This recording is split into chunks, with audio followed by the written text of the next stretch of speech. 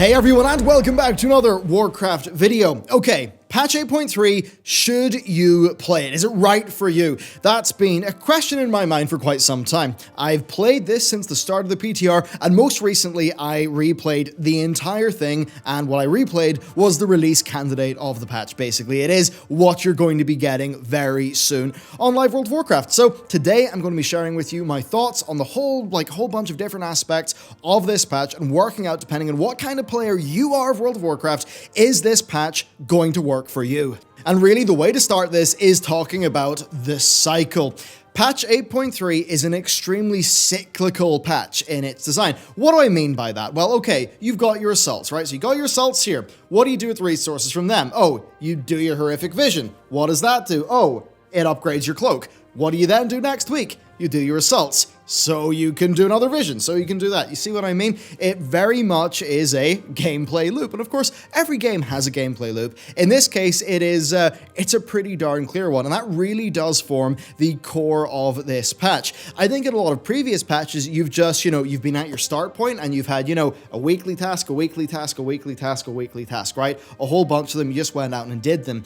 With this patch, well, what happens is everything that you do kind of helps everything else that you do. And a part of that actually does make that progress, I would say, inherently quite satisfying to do. It's like you do some assaults. You're like, okay, good, I've done my assaults, got my 440 bit of gear, sweet. Oh, right, I can now go do a horrific vision because, it's like doing a whole bunch of world quests. But, you get your thing from the world quests, and then, that's useful in other parts of the game. And that's something that is an interesting design thing because it is double-edged, right? For some people, this is going to be good. This patch is going to be like crack, and they're going to keep on playing it. For other people, though, they're going to see this, they're going to think, oh, hell no, I don't want that. I don't want to feel like I mandatorily have to do all of these things. And that's really what's going to happen here. So if you enjoy the general loop of doing your assaults, doing your visions, getting some, progress in your research, and then being able to go deeper into the visions next week, to do the different bonus objectives, to wear the different masks that augment the difficulty in various different ways, if that's something that you think you're going to enjoy a lot, then I'd say this is actually pretty good. Because if I think about the visions, I actually think the horrific visions are a really solid bit of content. I actually like the design there. Now, that said, if you are somebody who, you just want to do one thing in the game, well, if that one thing involves progressing your character from a gearing perspective, yeah, you really are going to feel like you've got to do the other things in this patch. Now, that said, for those players, this patch does not have a bunch of negatives that the game previously has had. So the removal of Titan Forging, I think, does shake things up. I mean, obviously, you're going to want lots of corrupted gear, sure, but getting loads and loads and loads of corrupted gear, that's going to be more far down the line. Like, a good few weeks into this, or maybe even months into this patch, when you've got way more corruption resistance. It actually won't be as much of a thing at the start, but still, I think the corrupted gear, it's got less of an impact, maybe, than Titan Forging will have had in things. And then, there's no Benthic lottery, right? And the gem slots, that's something where, I mean, there is a grind in the gem slots. Frankly, that just is how it is. Now, that said, if you want to be a real cutting edge, sort of bleeding edge raider, those gem slots are going to go, they're going to go into your character a fair bit down the line. I don't know how much that's actually going to impact the initial kind of race for the real bleeding edge guilds. We'll just have to wait and see how that actually goes. But I think for the average person, it's not particularly bad. And just that feeling of mandatory stuff is a bit less now. I mean, certainly, do you remember the days of just chain running mythic Maw of Souls to get your artifact power for your infinite trade? That doesn't really happen in this patch, right? Because AP is really just not that relevant. So if you're somebody and you've got a main character, it's got enough essences to do the job, you can just go in, you can do this gameplay loop. If you like it or not, well, that really is that's going to be pretty major, right, in your patch playing decision. So for me personally, well, I'm really engaged in the act of playing World of Warcraft with my friends and progressing my character and, wanting to complete that goal. So for me, it's a pretty reasonable loop because a lot of those things, I'd be doing them anyway in the game, but with this patch, they're a bit more mutually beneficial, right? You do your assaults, it helps your visions. You do your visions, it helps the other stuff. So to me, that's engaged, and I actually really do like the vision. So that's pretty darn good. But if a part of that loop is particularly annoying, to you, then I don't think it would work out that well. I mean, certainly the assaults are very standard Warcraft content, right? There is not that much depth in the assaults. I mean, there's cool little, objectives, right? If you wanted to fill out all of the achievements, there's rares and all those little interactions, but the core of it, I mean, it is just fly into that zone, kill a bunch of dudes, click a bunch of things. I mean, it's like the patch 5.3, stuff. It's like I just go to the zone, do a bunch of stuff. It's not particularly thrilling, but for me, the visions are enough to actually make it good. I mean, I will say this, the assaults are a decent break over world quests, and that is in that the assaults are quite simple, they're quite quick, and the pacing of them feels a bit more like just doing your mechagon for the day, and I think that is better than just feeling like you are chained to Nazjatar forever, which is how some of 8.2 ended up feeling. Like, you've got 2 regular assaults per week, and you've got 1 ny'alotha assault per week. That ny'alotha assault takes basically no time to do. Same for the other 2 assaults. So at least that part of the loop, while it's not particularly thrilling to play, doesn't take that much time, and it's very much just some more bread and butter Warcraft content. But if you wanted to go do some other things with your character, yeah, the assaults don't just lock down like an hour or 2 hours of gameplay per day. So I think for a lot of people, that'll be less disruptive, and I think that will be a good thing. Then as for the visions, I'll get onto them in a little bit, but as you know, I do like them quite a bit. So overall, I'd say this. For the loop part, you know what? I'm actually happy enough with it, but you're probably wondering, surely there's got to be more. Surely there's got to be other stuff to see and do in this patch. Well, let's talk about the other stuff.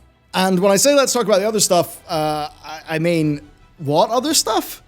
Where did it go, Blizzard? That is the weakness of this patch. This is not a diverse patch, right? If you want to do some side things with your character, this ain't the patch for you, right? I mean, Warfronts, islands, etc., they still kind of suck. This patch doesn't really help that. It doesn't add any new things to those systems. They are kind of just left behind. So if you were doing any of those things, well, you don't really need to do them now as much. They're just not a part of this patch. If you like the idea of a patch adding a new reputation that feels different, like, say, Netherwing, Sketis, Frenzy Heart, things like that, or maybe the Argent tournament felt a little bit different. There's none of that in this patch. It's all very bread and butter, very systemic, very mechanistic, very just, systems designery. World of Warcraft is what I would really call this patch. I mean, the bees, right? The bee mount of 8.2.5, there's no equivalent of that here. Like, this is a real straightforward, you progress your character in this patch, you don't really do other things. That's what's up here. Now, yes, you can get some transmogs through the masks, and there are, I think, 20-something, maybe just 20 mounts to collect in the patch, and some of them are really cool. But, in terms of side non-core content, there's really not that much. Now, there is the intro quest line, but on that, I mean, it's 2 hours long, fair enough. It's got 2 big scenarios in it. Both of those scenarios, as it turns out, will be skippable on your ult, so I think it's a pretty good decision. But here's the deal. That's it. I mean, you do your 2 hours of content, and then Magni says, right, well, that was a fun adventure. Could you just go kill N'Zoth, please? And you're like, okay, fair enough. But that's basically, seemingly, that's it. Now, I know there is stuff for, after N'Zoth is defeated in terms of, just you can walk up to Ilaria and you can, click on her and she'll, talk a little bit, but I don't think there's any more content there unless Blizzard are keeping things secret. So that does mean from a core narrative storytelling, if you want a campaign to play, this patch seems to give you about 2 hours of that content, and then you're moving into the more repetitious, sort of mechanical, systems-driven stuff. And, I've got to admit that kind of is a pity, because when I look at those scenarios, I mean, honestly, they're just bog standard WoW scenarios, bar 1 or 2 little bits where they shine. Like, you go into the Forge of Origination, and there's one little bit where you do a simple puzzle, right? And I've been playing some of Star Wars Jedi Fallen Order, and, it's like, okay, nowhere near as good of a puzzle as you'll get in a game like that, but it still felt like, I went into a place, I'm killing some dudes, I'm doing a puzzle. If Blizzard really just was able to spend more time there, and really if they were able to do mythic versions of these scenarios, I think that would be great. I mean, if you made a mythic version of just a lot of those scenarios, you made them really hard, you gave them mobs, like Mage Tower tier dangerous abilities that you need to use your class's full potential to deal with. If they were to just do that, give you some little reward at the end, you never know, that could be a nice little bit of content for people to do. Like, they're making it anyway, why not actually make it relevant? I think a lot of this intro quest line, it suffers because they need need to make it easy and very, very accessible because it's the core tutorial of the patch, but it's also where they've done all of their storyline. But, you know, there's a lot of games where experiencing the storyline and having some difficult gameplay is a really good thing. And one thing that World of Warcraft, I'd say, generally suffers from is, you know, you're getting your story here, and it's very easy most of the time, like the war campaign. You don't need your brain turned on to do that. Or, you know, you're doing the hard content. But the hard content, with the exception of the raid storylines, never really has anything to do with, you know, the world, the characters as much. Like, it'll be themed that way, but it's not like, you know, playing through a really hard level in a traditional video game where you get some great story, you defeat some really hard enemies. You know, just when you play a more traditional game and then you go into those scenarios and WoW, it really just does show you that, like, Blizzard are missing out on a trick and they could do more there. And I mean, they can, right? There's great designers at that company that have made really cool things, like Chromie, like the Mage Tower. I'd love to see some of that talent and expertise just put into some of the general content of these patches. And then also, in a totally non-spoiler way, the story of this patch, I'd say it very much reminded me of technobabble in Star Trek. So in Star Trek, right, you know the way they're just like, we need to get the gloopity glue and the thing and the bim bam and the warp manifold and the stuff, right? And, you know, it obviously means nothing, but it's just some technobabble to get the plot moving. There's a lot of that in this. A part of me wonders if they had a different plan for ny'alotha, but just had to hastily hammer together a new one that was a bit quicker to do, because I mean, like, the plot's decent enough, right? I mean, not decent, but, you know, it's a typical plot. It's not particularly exciting, but it does just feel a little bit rushed. Overall, I would say, like, that intro content, you know, it's decent enough. If you've got loads of alts, you can skip the longer bits. That's fair enough. And, you know, for most of that, you know, you're doing some assaults, you're doing some visions, you're actually experiencing the content of the patch. So, you know what? Fair enough. Just a fair few missed opportunities. Next up, Horrific Visions. They are Blizzard's, you know, big new attempt at doing something new and different, right? I mean, Islands didn't work. You know, we got Torghast coming up in the next expansion, which is kind of, you know, one of those, like, a new type of thing. It's not a raid, it's not a dungeon that you go and do. And I would say that, you know what? The bonus objective bosses, they've got pretty solid, clear mechanics. And for me, doing these as a solo challenge was really fun. And I get loads of people say, it's an MMO, why are you playing solo? And you know what? I totally get that perspective. I actually agree with it most of the time. But I will say, in the same way that I enjoyed the Mage Tower, just doing these as a solo challenge when, you know, it's just me, my headphones are on, the sound is on, I'm a little bit immersed, and, you know, I'm just looking at my character, and everything that I do matters, right? It's like knowing that if I fail this, I get booted out. I don't get those cool rewards. I, as a player, actually have to do well. And that's something that you don't get as much in some elements of WoW, you know, when you kind of are getting gear handouts. But in this, it's like, if you want that 470, you're going to have to do some good, challenging content, and you actually can do it solo, as maybe a Mage Tower-like challenge. I mean, I say Mage Tower-like, it's like, for me, some of the, you know, the inspirations are clear, but the gameplay is totally different to that. So I think there's actually lots of really good positives to this, and what this system represents, I actually like quite a bit. Now, that said, if you're doing that with a group, it does scale up, but it does seem to be a little bit more face roll-like in some aspects. I'm not particularly sure what it's like in a group with loads of masks on, though. But that said, I mean, if you are doing this in a group and you want heroic raid quality loot, you're going to have to do all the bonus objectives wearing 3 masks, right? 3 or 4. And that is going to be decently challenging. I mean, a good team will be able to obviously win, right? But, you know, I'd say it's solid enough content there. Now, that said, there are some downsides here, right? It's an essential part of the patch. Eventually, it will be decently nerfed through the Titan research and your cloak getting better.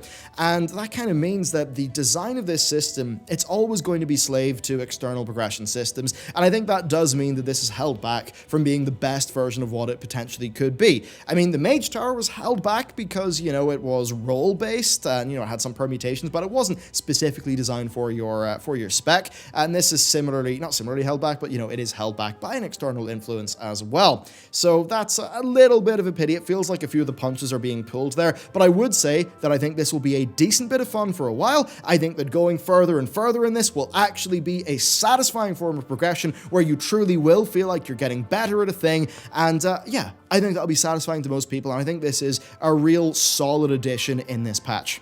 And then also I'd finally add, like, this is the type of thing where, you know, if you really don't like doing these, you'll only have to do one per week for, you know, your upgrades to the cloak and stuff. So it's pretty avoidable. I mean, even at that, if you defeat ny'alotha normal or above, you'll get the cloak upgrade resource. This is referring to the longer term one after your cloak has been fully ranked up. And then as for the cloak, I suppose, yeah, it's just another progression system. There is one concern there, and that is, you know, what happens if you fall 2 weeks behind? You're just 2 weeks behind forever. I mean, I think a degree of that is fine in an MMO. It's like, yeah, sure, you didn't turn up, you haven't got the reward. That's, in a way, sometimes how it should be. But there are, you know, external concerns with alts and stuff like that. Blizzard have said most recently in an interview that they're aware of this concern, but that's basically it. They've said they're talking about some solutions, but had nothing to announce. We'll just have to wait and see how that goes. Obviously, BFA suffers from being an alt-unfriendly expansion. I would say this patch is massively held back by 8.2 essences. If those essences were account-wide, then I think this would be a decently alt-friendly patch in some regards, more that, you know, AP through artifact knowledge is nerfed to hell, and also it's not designed to matter too much in this patch. So if they had just done that with the essences, this would have been a far more alt-friendly patch, and I think for a lot of people in World of Warcraft right now, that would have meant more gameplay and maybe actually would have been a decent thing. So there's that. Then I suppose as for the assaults, just to talk a little bit more about them, you know, as I've said, I think they're grand, right? But they all feel the same. They are quite mandatory feeling because of the horrific vision resource that they give, but also they don't take that long. But overall, I mean, it is just a fairly uninspired piece of content. I get how it fits into the theme of the patch, but I think it's pretty obvious that they were in a situation where they kind of thought, right, we don't have that much in terms of resources for this patch, but what we can do is we can reuse the things we've got in a smart way, and we can try to design things as best we can. And, you know, I think for that being the challenge that I assume the developers were faced with, I actually think they did a pretty decent job. But that said, these assaults are fairly standard. If you're coming back wanting a new world to explore, you're not going to get that. You know, you're going to get places you know, but with some admittedly very cool looking Black Empire looking stuff in them. But other than that, I mean, yeah, it's fairly standard WoW content. I suppose what I will say is it's at least less annoying than some other bits of world content that have been in the game recently. And of course I say that as somebody who has long been pretty frustrated with world quests, and even since Legion, I haven't really found them to be that good of a system. That said, if you like world quests, if you like that world content, I'm sure these will be just fine for you. Okay, next up, corrupted gear. So, they're a fun mechanic for this patch, right? They keep item level bloat down. That's pretty cool. I think there would be some fun in, you know, tweaking them and, you know, working out what your build is. I think that's actually pretty decent. Now, that said, it's also a little bit damaged by, you know, just you put it into a bot, the bot tells you what the correct thing to do for your character is, which is sometimes a bit unfortunate, but it's also that thing where can the developers really design around those tools?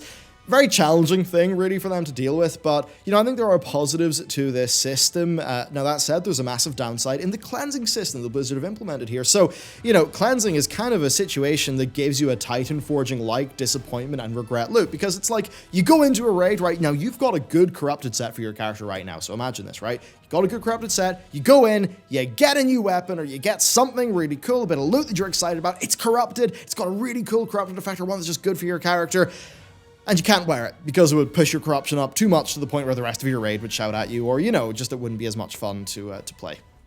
Okay, well, then you're presented with a fun little problem where it's like, if you want to use this potentially, let's just say a 20 item level upgrade, right? You've got a new weapon for the new patch from the new raid, 20, 30 item level upgrade, you should be really excited about that, but, you can't wear it without cleansing it. But then you think, well, it's got a really cool corrupted effect. And once I get corruption, you know, resistance on my character, then I will be able to use it. So then you're in this terrible position of, well, I need DPS now, so I've got to cleanse this and remove its cool effect. But at the same time, you're going to feel bad about that because you know you're sacrificing some future strength in that weapon. So I think that part of it is really quite a bit less good. I mean, this would be such a blunt, not elegant solution, but maybe it would work where, you know, you could cleanse your gear, but maybe you could just pay some more of that currency to uncleanse it later on. Maybe that would work. Maybe that would remove, you know, just remove the disappointment angle. It wouldn't be beautiful, but maybe if people were less disappointed, they would feel better about playing the game. Maybe they should actually think about that more when they're designing this. Anyway, let's keep on moving. So yeah, tinkering with the corruption's fun, but overall I'd say this. I think this should be a thematic one-patch deal. I don't think it was Steve Denuser, but in a recent interview with Wowhead, one of them said that, you know, first and foremost, their goal was to design this to work well with this patch. And they actually did a really good job of that. It's totally thematic, totally does fit this patch. But there have been some murmurings from people who are at the BlizzCon show floor, who are talking to developers, who are, you know, at the bar, right? It's, you know, there's an NDA, sort of. I mean, there's not one signed, but, you know, it's like the developers can't really talk about things, but there's a thing that, you know, in the industry we call a friend DA, where it's like you share stuff with your friends sometimes, but you're like, don't tell anyone else. So from that, we sort of believe that this corrupted gear, this idea of, you know, you can get a positive with a negative when your gear drops, that's some sort of test for Shadowlands. Now, if that's the case, I don't think this should be like World of Warcraft gearing forever. I really think the Blizzard should chill out in this sort of, you know, just spunking a bunch of stuff onto your gear to make it exciting business. I mean, do cool things like the logic loops, like the punch card trinket in Mechagon, like the risk-reward gear from the Crucible of Storms. Do fun one-off things every patch, and oh, bring back sets. Bring back sets, please. Please, Blizzard. Come on, guys. Just bring back sets, make your gear generally a bit more interesting, and then you don't need to do all of these things to make your gear artificially more exciting. I mean, personally, do you know what I think? Like, my metaphor is, you know when you've juiced something? Imagine getting the pulp. Like, you know, when you're juicing your fruit, right? And you get the juice out, that's you getting your loot in World of Warcraft. You're like, ah, beautiful. Sip, it's delicious. I've got some loot. But then what Blizzard do is they take the pulp afterwards, they put it back in the juicer, and they just try to squeeze more out of it, more excitement, more, ooh, fun. But, you know, I often don't think they really do. And I think that in doing that, actually what happens is the really bitter, horrible pulp juice gets, you know, into the main juice you've been trying to get out of the juicer, and then, you know, your whole gearing system just feels a little bit poisoned. What a metaphor, but that's what we're rolling with, and that's kind of what I'd worry Blizzard would do if they bring corrupted gear, you know, further. It's great for this patch, do something thematic for the patch, but maybe just don't make an overarching system again, and just do things on a patch-by-patch basis to make it exciting, you know, instead of everything being dictated by the demands of a massive game-wide external system. Okay, so with that, let's start to wrap things up. If you're a raider, ny'alotha is probably going to be a great raid. You're going to have no benthic farm. You've probably already got your essences going in your characters, so that aspect's going to be less of a thing for you. Artifact power, I mean, is it relevant? Yes. Is it less relevant?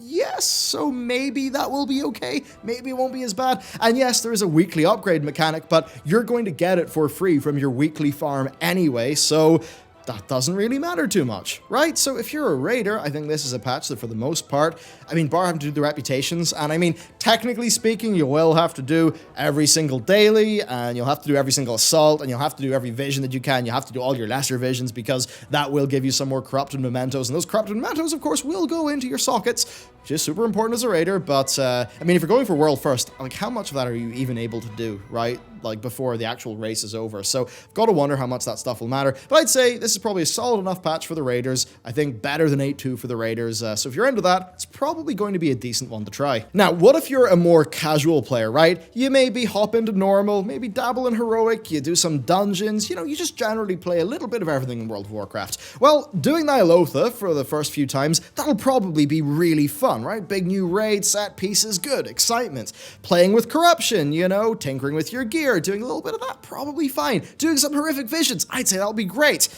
Doing anything outside of that, though, nah, it's not there. They just didn't put the content in. It's not there. This is a small, I'd say this is a small but well-considered, all things considered, patch. So if you want a lot of variety in your content, this patch isn't really going to give that to you. So if you're a casual, I'd say drop in for a month, drop in for 2 months, but that's kind of all you're really going to be able to get out of this. Yeah, it's just that thing where, you know, they've made this a very progression and gameplay focused patch. And, you know, if World of Warcraft is more of a RPG that, you know, it's like a world you sort of seep into and that you enjoy, there's not as much in this patch as there has been in other patches or expansions. So you're not going to get a massive amount. And I suppose finally, I mean, the auction house revamp, that's great. That's going to stand to the future, like for WoW for like, what, 10 years? It's going to be really good. New allied races, hey, that's good. More options. DKs, I mean, Yeah, it's tied to a pre-purchase, which kind of sucks, but yeah, you gotta play DKs in another race. That's cool. Overall thoughts, though, look, you can feel the budget in this patch. I think it's a lower budget patch, right? You can see that the core art kit was made, but that's pretty much it. It seems to be quite hammered out pretty quickly. I mean, you think about some of the data mined war fronts that existed, that there was like, I think there was a total of 5 data mined, and you know, you look at the budget of this patch and you know that BFA has been behind schedule and has, significant issues, and you do sort of think to yourself, yeah, you know, maybe they had grander plans for this at the start. That's very obvious to me anyway. I could just be, you know, bringing my own feelings in there, though. That could be false, but it does feel that way to me.